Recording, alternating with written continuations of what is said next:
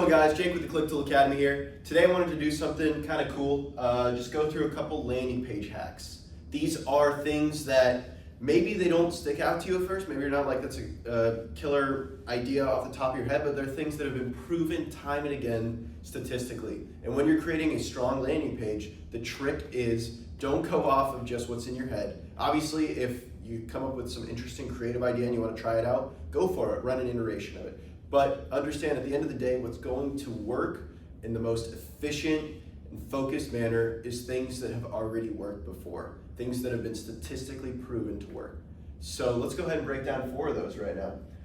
Number 1, call to action placement. Where you place your call to action on your page. Okay, so here we have a landing page. It's an advertorial. And as you can see, we have the article. It all looks very clean, very enticing, like something that isn't an advertisement. It's an advertorial, so it's an editorial styled advertisement. It's meant to look like an editorial newspaper article or internet article.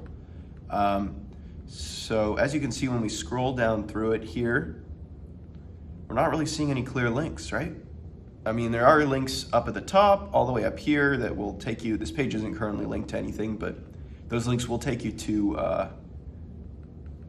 the page, but really where you see the first clear link is all the way down here, right? And it's important. They want, the idea here with this page is they want you to read all the way through, here's some testimonials on the right, here's the clear driven narrative of the page, which will take you through this story, it'll take you through this story, and eventually keep reading, you'll keep reading, and once you've gotten here, you're shown the book. You're shown the offer, the initial offer.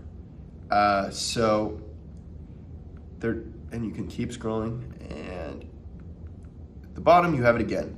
So as you can see, it's all about where those call to actions are placed.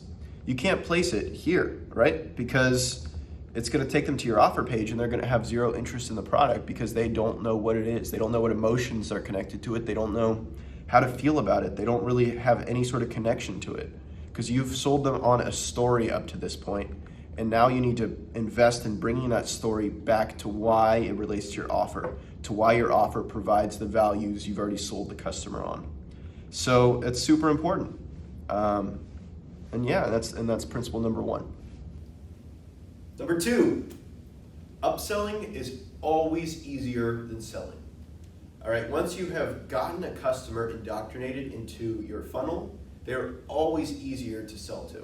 So if the value of this is, if the value of your initial sale is a fraction of what you're upselling, you are often going to have far more success, because even if you get, let's say you can only get 5 out of 100 people to buy this product, those 5 people are significantly more likely than the 95 who didn't invest in this product, let's say it only costs $1, are significantly more likely to buy your upsale of $10. So instead of just trying to sell the product outright to the $10 people, scoop in those people initially with the smaller price item and then upsell them the big ticket item. And it's going to work far better. It has been proven statistically time and again. So always make sure that you are upselling to your customers, and always make sure that your key target item, your premium flagship product in the funnel, is an upsell rather than a standard sale. Okay, here we have a template of an upsell. This would come after your initial product page. This is going to be the page they've already committed to buying your product.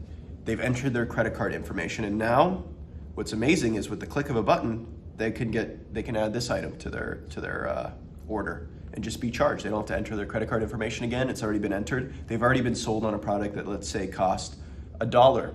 So if you've sold someone on that product that costs $1 and you've got their credit card information, that person is incredibly more valuable as a lead for an upsell than for this product as it would stand alone independently, than someone who hasn't bought your product, than just another generic person. So to sell the upsell is, one, going to have a far higher conversion rate because you found a lead that is far more qualified than it might otherwise be.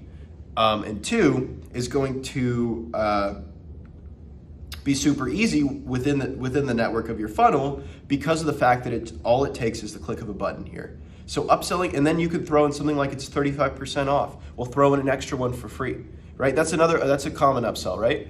Is, you just paid $10 for a hat. Well, how about this? We'll throw in another 3 hats, and all you have to do is pay us another $10. So you get 3 times the value of what you've already committed to for the same exact price. So it's stuff like that, and you're going to sell the hat, which maybe costs you $1 to put together. You're going to give away 4 of them for $4, and you're going to make off that $20, so a $16 product instead of a $9 product. And it's really no harder to send them 4 hats than it is to send them 1, and you're making overall a lot more money. So the upsell is always better than just selling, and you always want to include this in your funnel. You always want to have a landing page built for this. If you're running e-commerce type offers, or just anything where this would be applicable. An upsell is always going to be more successful than just the straight up product that you're selling. Cool, and that's number 2. Number 3, make them work for it, okay? You want your customer to feel like they are getting their value from what they're doing. Make them take a quiz. Make them fill out a form. Don't just throw the offer in their face. Make them move through several pages of your information, several key selling points before you even present them a call to action, an option to purchase, before you even mention the price, before you even mention what the product actually is.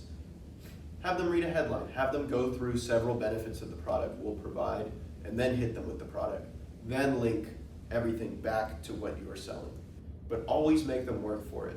Because if you throw it at them, here's what I'm selling in the ad. Headline is name of the product. Primary text above that in the ad is what the product does, what its functionality is. You're gonna get significantly fewer purchases. You're gonna only get people who are specifically looking to buy that item.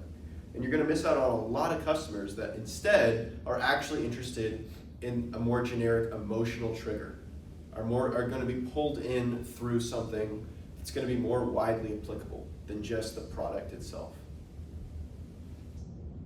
Okay, and here for number 3, we have a skincare product that's offering a quiz. And you can see it's, you could in theory scroll down and probably find another way to get to the product, but initially in the headline here, you got to take this quiz. They're making us work for buying their skincare products. We have to work by taking this quiz.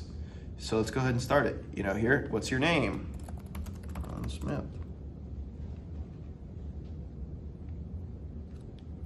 What are your skin goals? Prevent wrinkles. See, these are all pretty, address my skin problems. So your skin goals are to address your skin problems. You can see it's not like they're doing a super in-depth diagnosis of, it's not a dermatology appointment.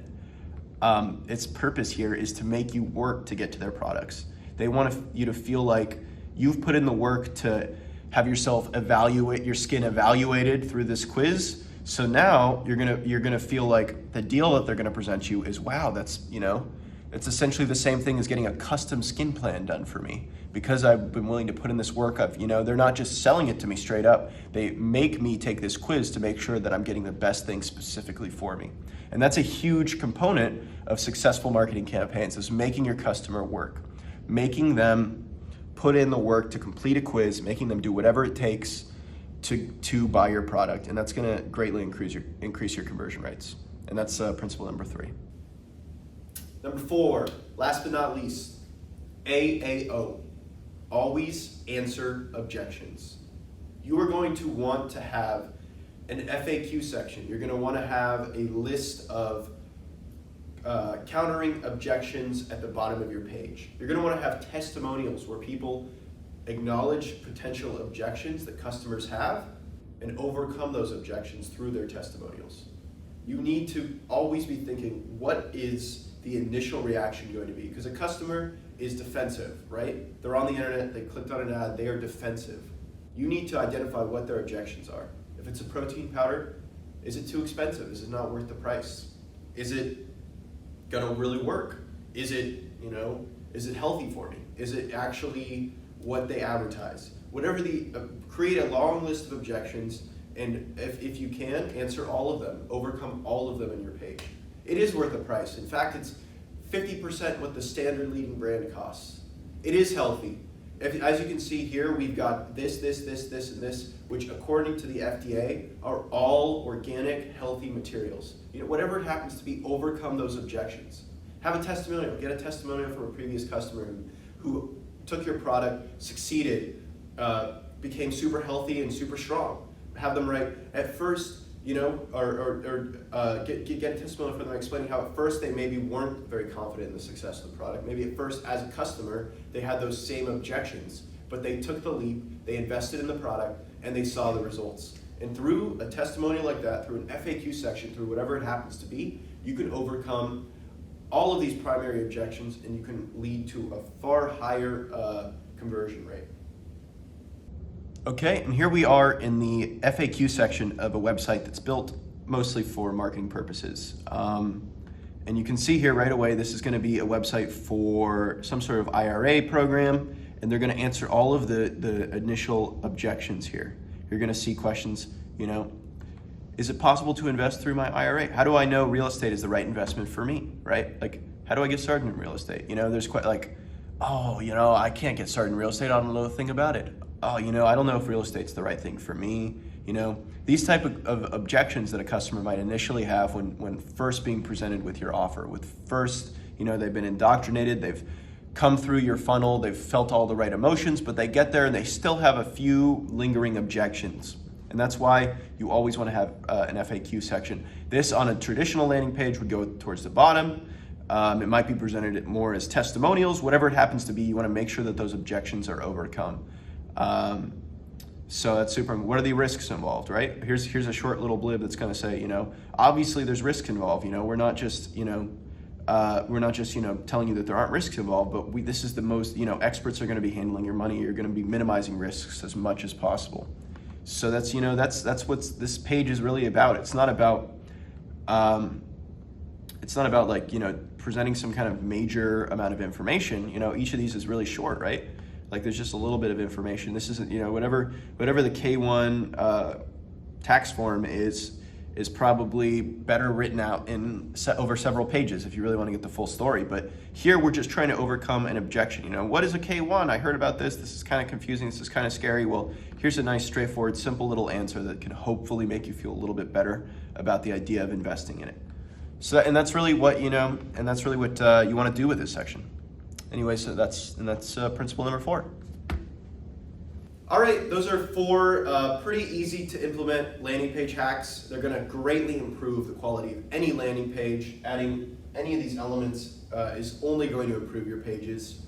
I hope you enjoyed the video. Don't forget to like, comment, and subscribe. If you want to learn more about affiliate marketing, about building landing pages, everything you could possibly imagine. This is just the tiniest taster menu of what we have to offer.